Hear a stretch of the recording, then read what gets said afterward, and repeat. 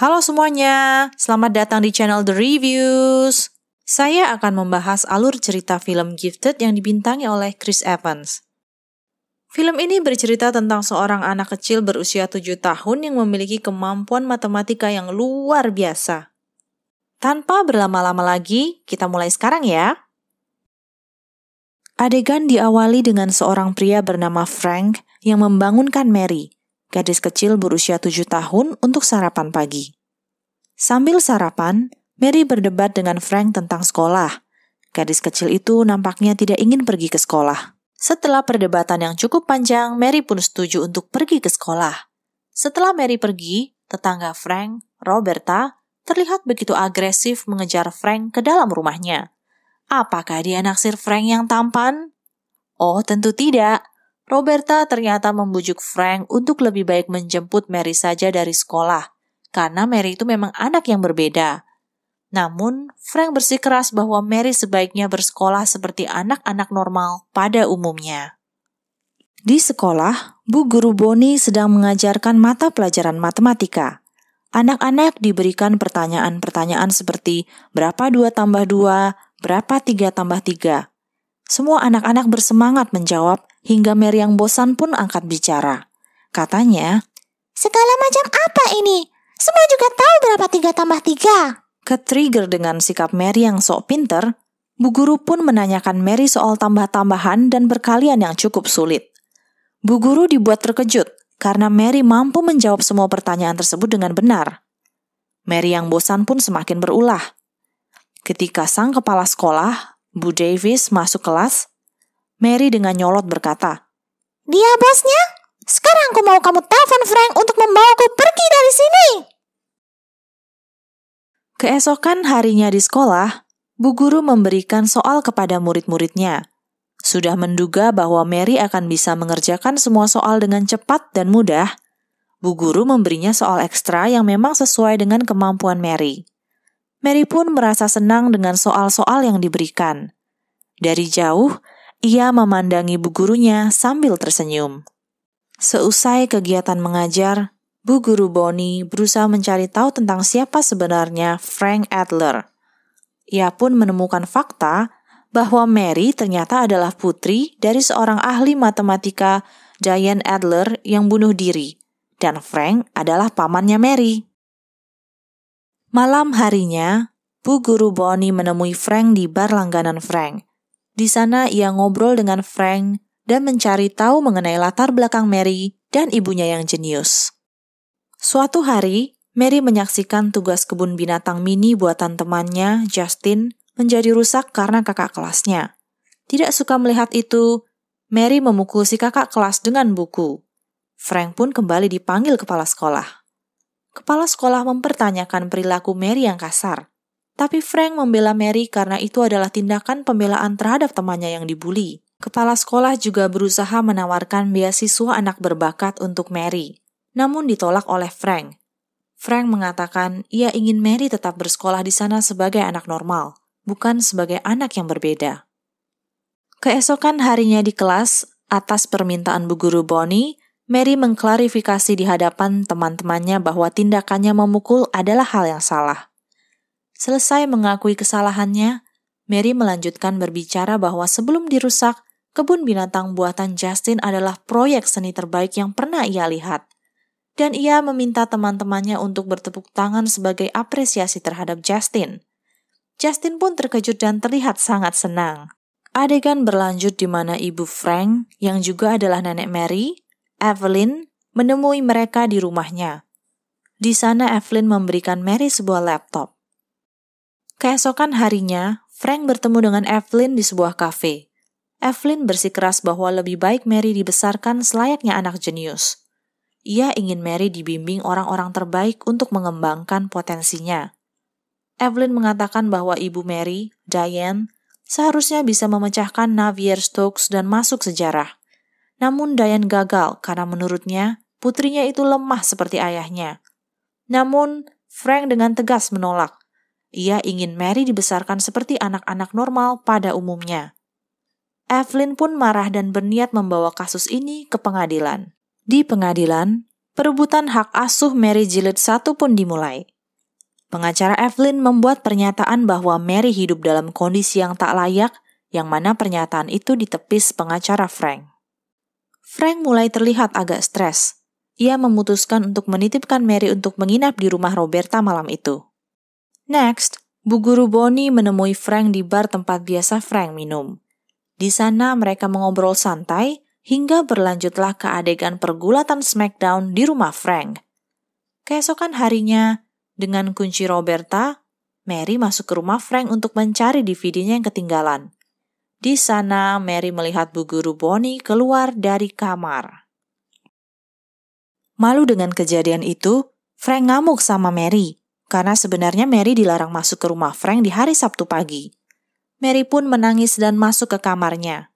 Frank yang menyesal dengan emosi sesaatnya itu, meminta maaf kepada Mary. Beberapa hari kemudian, Evelyn membawa Mary untuk menginap bersamanya. Di sana, Mary dan Evelyn melihat-lihat foto Diane. Evelyn membawa Mary ke sebuah universitas untuk memperlihatkan kecerdasan Mary kepada rekannya. Sambil berjalan, Evelyn menunjukkan kepada Mary tembok Millennium Problems, di mana pakar matematika yang berhasil memecahkan masalah tersebut akan dipajang fotonya dan diingat selamanya.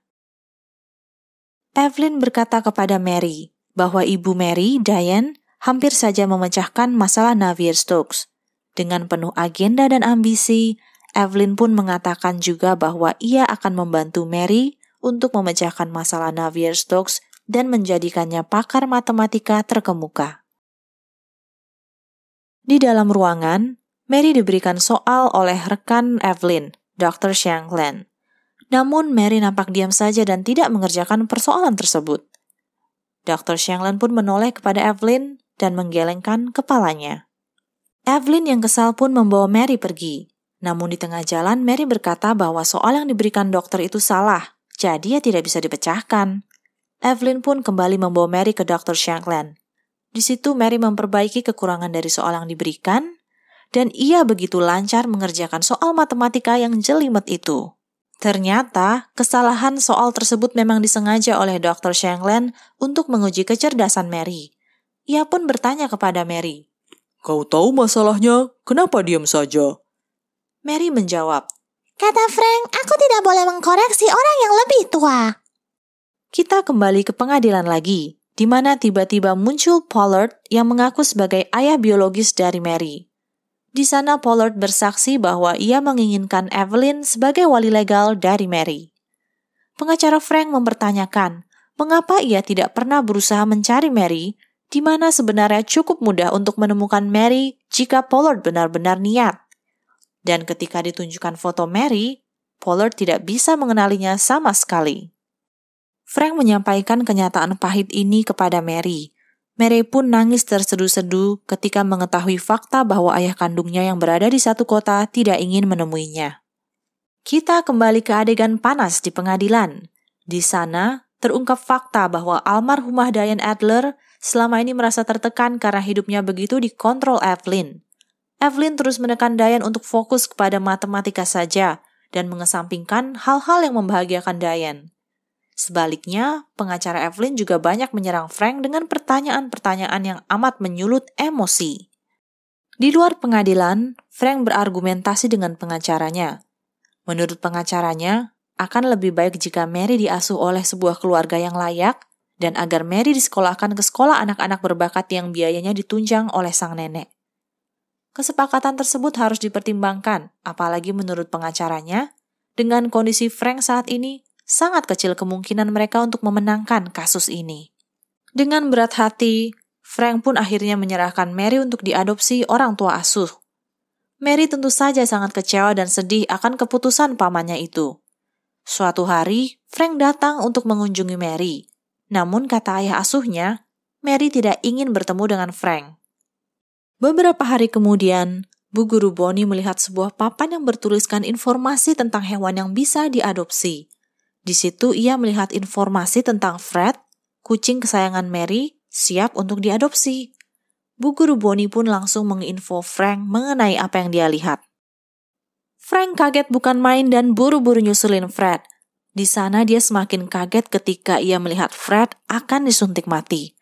Ia pun bertanya kepada petugas siapa yang membawa Fred ke sana. Petugasnya bilang bahwa seorang pria yang membawanya karena masalah alergi. Dari situ Frank sadar bahwa ibunya lah Evelyn dalang dibalik semua ini, karena sang ibu memiliki alergi terhadap bulu kucing. Dengan mengajak Roberta, Frank segera pergi ke rumah orang tua asuh Mary. Frank melempar sebuah makalah ke arah Evelyn dan mengajak Mary untuk pulang bersamanya. Mary sempat kesal dan menolak ketika Frank mengajaknya untuk pulang. Namun setelah dibujuk rayu, akhirnya Mary pun luluh juga. Evelyn begitu terkejut ketika melihat makalah pembuktian Navier-Stokes yang ternyata selama ini telah diselesaikan oleh Diane. Lalu Frank berbicara empat mata dengan ibunya itu.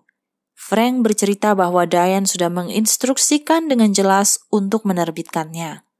Namun, Diane meminta Frank untuk menerbitkan setelah Evelyn meninggal. Mendengar itu, Evelyn sangat terkejut. Tapi akhirnya, Frank menyerahkan semua urusan penerbitan kepada Evelyn. Adegan ditutup dengan Mary yang akhirnya bersekolah sesuai dengan minatnya, dan ketika sekolah usai, Mary pergi bermain dengan anak-anak sebayanya di sebuah taman. Sekian ulasan dari The Reviews. Menurut saya, jalan ceritanya sangat menarik dan cukup ramah untuk ditonton keluarga dan anak-anak. Hanya saja memang perlu agak berhati-hati di satu adegan semi pergulatan Frank dan Bu Guru Bonnie. Sampai ketemu di film selanjutnya. Jangan lupa pantengin terus channel The Reviews supaya nggak ketinggalan ulasan-ulasan film menarik lainnya ya. Terima kasih semuanya.